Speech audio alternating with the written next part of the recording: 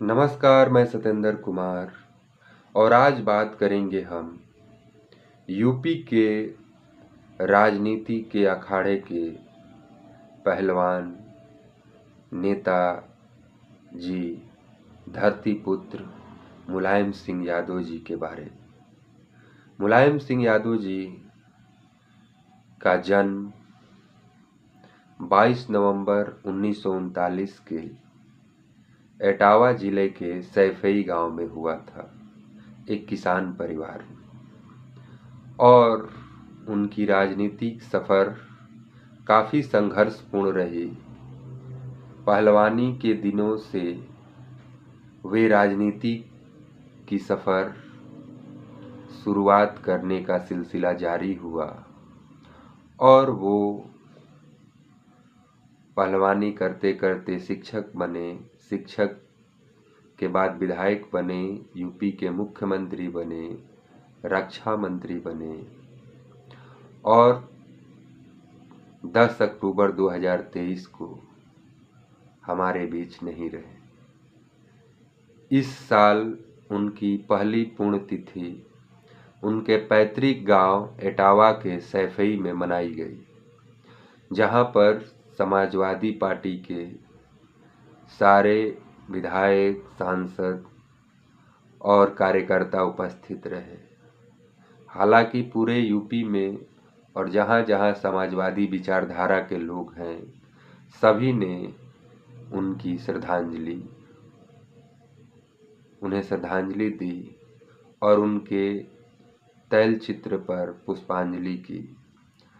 मेरे तरफ से भी नेताजी मुलायम सिंह को विनम्र श्रद्धांजलि और श्रद्धा सुमन अर्पित करता हूँ। वैसी महान हस्तियाँ काफ़ी वर्षों बाद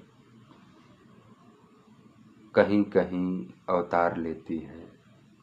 उनके संघर्ष की कहानी बहुत ही कठिन है।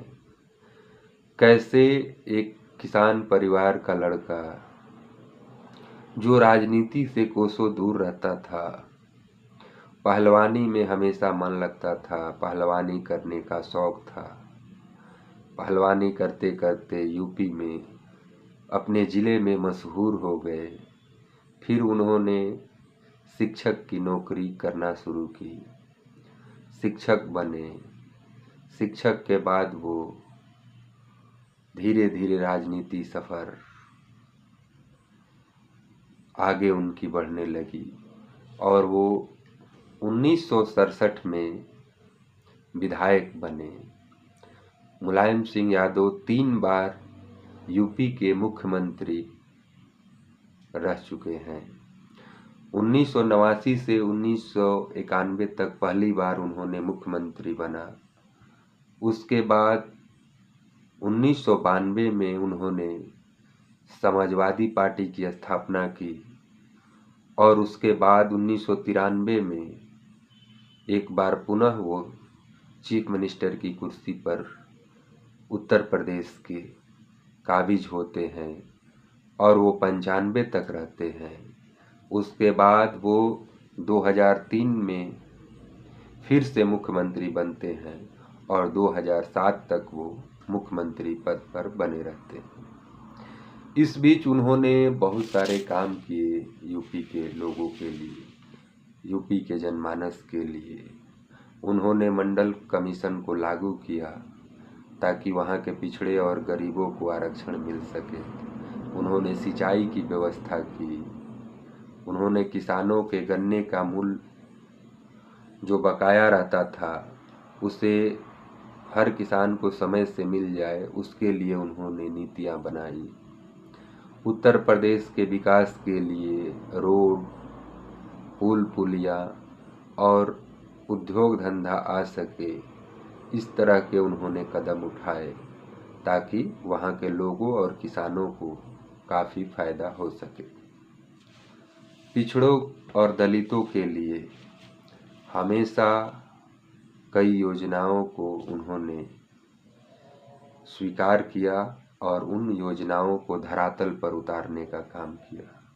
चाहे जो भी यूपी पुलिस की भर्ती हो, यूपीएससी की, यूपी पीसीएस की भर्ती हो, यूपी की और भी क्लास 2 की भर्तियां हो, उसमें जो आरक्षण लागू करने की बात हो, चाहे उसको पारदर्शी बनाने की बात हो, मुलायम सिंह ने बखूबी किया।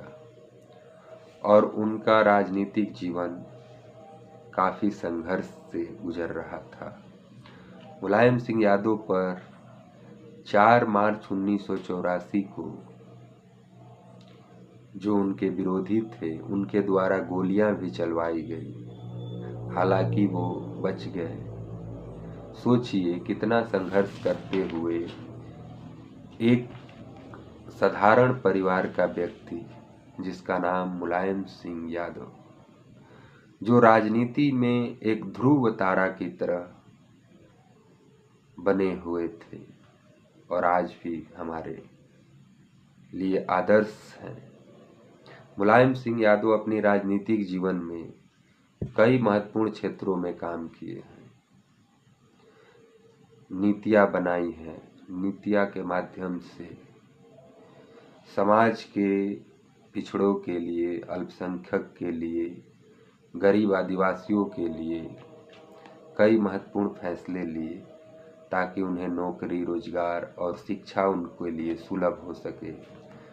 हर जिले और तहसील में कॉलेजों और स्कूलों का निर्माण कराया ताकि गरीब का बच्चा भी पढ़ सके और एक बेहतर जीवन जी सके। लेकिन उनके जो विरोधी हैं उन पर कई तरह के तोहमत लगाया जाता है। वो तोहमत एक सिर्फ राजनीतिक और पॉलिटिकल है, इससे कोई सच्चाई से कोसों दूर है, जिसका कोई लेना देना नहीं है।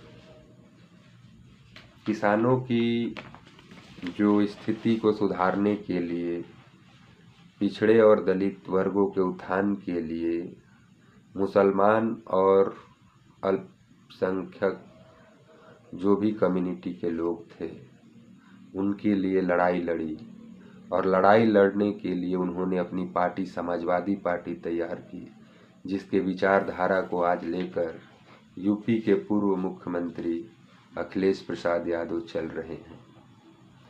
आपने देखा होगा कि जब वो राजनीति यूपी की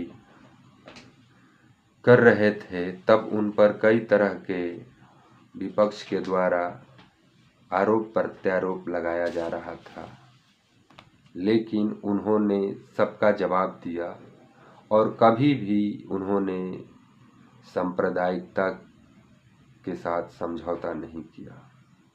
एक विचारधारा के साथ समाजवादी बातों को, विचारों को आगे बढ़ाते हुए उन्होंने एक कुशल राजनेता के तरह राजनीति की।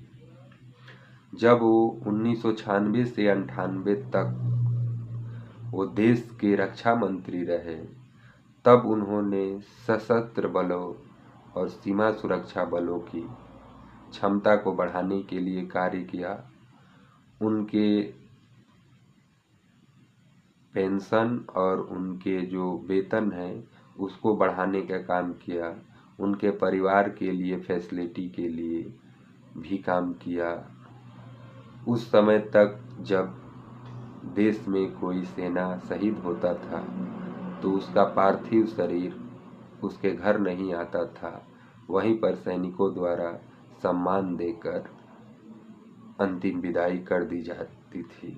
लेकिन मुलायम सिंह जब रक्षा मंत्री बने तो उन्होंने यह नियम बनाया कि जो भी हमारे शहीद जवान होंगे उसको सम्मान के साथ उसके पार्थिव शरीर को उसके गांव ले जाया जाएगा और उसके घाव पर ही उसको अंतिम सलामी देकर उसकी विदाई की जाएगी और उससे जो मुआवजा मिलेगा वो हर साल वृद्धि उसमें होती रहेगी। उसके लिए पहले पेट्रोल पंप की व्यवस्था थी, गैस एजेंसी की व्यवस्था थी कि उसके परिवार के लोगों के नाम से ये एजेंसियां दी जाती थी। ये तमाम तरह की मुलायम सिंह की उपलब्धियां रही। और एक और रोचक तथ्य यह रहा कि जिस विद्यालय में वो पढ़ते थे, उनके जो गुरु थे, जो उन्हें इंग्लिश पढ़ाया करते थे, उन्हीं के विद्यालय में वो टीचर बन गए। और बाद में जब वो राजनीति में आए तो अपने गुरु को भी सांसद बनाए और उन्हें दिल्ली भेज दिया। हम हमेशा गुरु को गुरु दक्षिणा देने की बात करते हैं, लेकिन हमने अपने गुरु को गुरु दक्षिणा क्या दिया है? लेकिन मुलायम सिंह ने अपने गुरु को ऐसा गुरु दक्षिणा दिया है जिससे हर गुरु खुशी से और अपने शिष्य के इस कामयाबी को गले लगा ले। तो उस तरह के मुलायम सिंह थे। जो भी उनके विरोधी होते थे वो भी उनकी तारीफ करते थे, और जो साथी होते थे वो तो तारीफ करते ही करते थे। मुलायम सिंह की राजनीति सिर्फ पिछड़ों, गरीबों और अल्पसंख्यकों की न रहकर हर उस समाज के लोगों के साथ थी जो दबे थे, कुचले थे, जिनकी माली हालत ठीक नहीं थी। उन सबके साथ खड़े रहने वाले धरती पुत्र मुलायम सिंह, नेताजी, कई नामों से उन्हें भारत की राजनीति में जाना जाता है। ऐसे राजनीतिज्ञ, नेता और शिक्षक तीनों जीवन और पहलवानी, चार तरह के जीवन उन्होंने एक ही जिंदगी में जी, और जो भी किया एक बेहतरीन अपने समाज, देश और अपने प्रदेश के लिए किया, जो आज भी उत्तर प्रदेश के लिए काफ़ी सुदृढ़ और बेहतरीन सड़कें हो, विद्यालय हो, कॉलेज हो, भवन हो, सिंचाई व्यवस्था हो, बिजली की व्यवस्था हो, सबकी उन्होंने नींव रखी। तो ऐसे महान आत्मा और महान राजनीतिज्ञ को एक बार पुनः विनम्र श्रद्धांजलि और श्रद्धा के सुमन अर्पित करते हुए आज यहीं तक। नमस्कार, जय हिंद।